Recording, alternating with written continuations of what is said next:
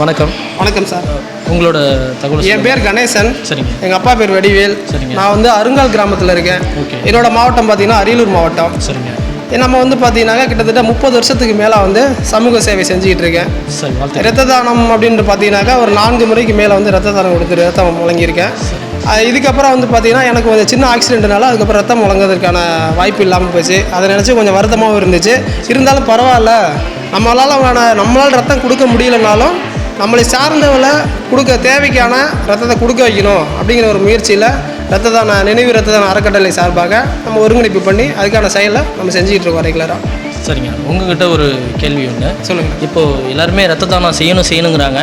அது நம்ம எங்கேருந்து ஆரம்பிக்கலாம்? அது எங்கேருந்து ஆரம்பித்தா மற்றவங்களுக்கு பிரயோஜனமாக இருக்குங்கிறது ஒரு அதாவது பார்த்தீங்கன்னாக்கா இந்த கேள்வி ஒரு சிறப்பான கேள்வி தான். சொல்லுங்கள். எல்லாரும் என்ன சொல்கிறாங்க அப்படின்னு பார்த்தீங்கன்னாக்கா கல்லூரியில் இருக்கிற அந்த மாணவர்களுக்கு மேலே உள்ள வயசுக்கு மேலே உள்ளவங்கள்ட்ட மட்டுமே நம்ம இதை கொண்டுட்டு போகணும் அப்படின்னு சொல்லி விழிப்புணர்வு ஏற்படுத்தணும்னு சொல்கிறாங்க. என்னையை பொறுத்த வரைக்கும் பார்த்தீங்கன்னா 1வது படிக்கிற பசங்கள்லேருந்து இந்த ரத்த தானம் பற்றிய விழிப்புணர்வை பாட புத்தகத்திலேயே வந்து நம்ம வந்து அதை கொடுக்கணும். இதை வந்து இந்த சேனல் மூலமாக பார்த்தீங்கன்னாக்கா நான் தமிழக அரசுக்கு ஒரு வேண்டுகோளாக நான் அதை வச்சுக்கிறேன். ஏன்னு கேட்டிங்கன்னா பசுமரத்தாணி போல் அப்படின்னு சொல்லி ஒரு பழமொழி சொல்லியிருக்காங்க.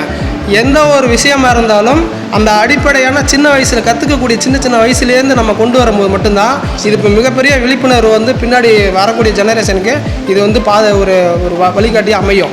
நம்ம திடீர்னு ஒரு பாதி இடத்துலேருந்து நம்ம கொண்டுட்டு போகும்போது வந்து அதை நம்ம வந்து ரொம்ப முயற்சி பண்ணி அந்த செயலை கொண்டு போகிற மாதிரி இருக்குது. அதனால் தமிழக அரசு சார்பாக பார்த்தீங்கன்னாக்கா நம்ம பாடநூல் இருக்குது இல்லைங்களா, 1வது 2வதுலேருந்து வரக்கூடிய பாடநூல்லையே இந்த ரத்த தானம் சம்மந்தப்பட்ட தகவல், சமூக ஆர்வலர்கள்லாம் எப்படி மாறணும், அதுக்கான ஒரு சமூக ஆர்வலர்கள்லாம் ஒரு கலந்தாய்வு பண்ணி சமூக சேவையெல்லாம் எப்படிலாம் பண்ணலாம், இது பண்ணக்கூடிய விஷயங்கள்லாம் என்னென்ன இருக்குது அப்படின்ற எல்லாத்தையுமே சமூக அக்கறையோட இந்த தமிழ்நாடு அரசு வந்து எடுத்துகிட்டு போய் நம்ம பசங்களுக்கு வந்து எடுத்து சின்ன வயசுலேன்னு சொல்லணும். அதுமாதிரி பார்த்தீங்கன்னா விபத்து நிறையா நடந்துகிட்டு இருக்கு. இந்த விபத்து மூலியமாக தான் ரத்தம் நமக்கு நிறையா தேவைப்படுது. இந்த விபத்தை தடுத்துட்டோம்னா ரத்தம் தேவைக்கான குறைவு வந்துடும் நமக்கு. சரிங்க.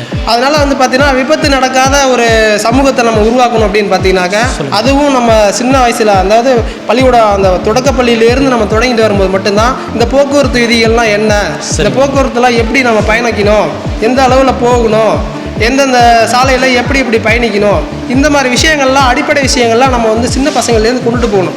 அதை வந்து பார்த்தீங்கன்னா இதெல்லாம் எடுத்து யார் செய்ய முடியும்னா நீங்களும் நானும் செஞ்சுட்டாக்க உங்களால் ஒரு கம்மியான ஒரு நபர்களுக்கு மட்டும்தான் கொண்டு சேர்க்க முடியும். ஆனால் அரசு நினச்சிச்சுன்னா தமிழகம் முழுவதும் இல்லை, இந்தியா முழுவதும் இந்த மாதிரி விழிப்புணர்வை கொண்டு போய் ஈஸியாக சேர்த்துட முடியும். இது என்னோட தாழ்மையான தகவல்.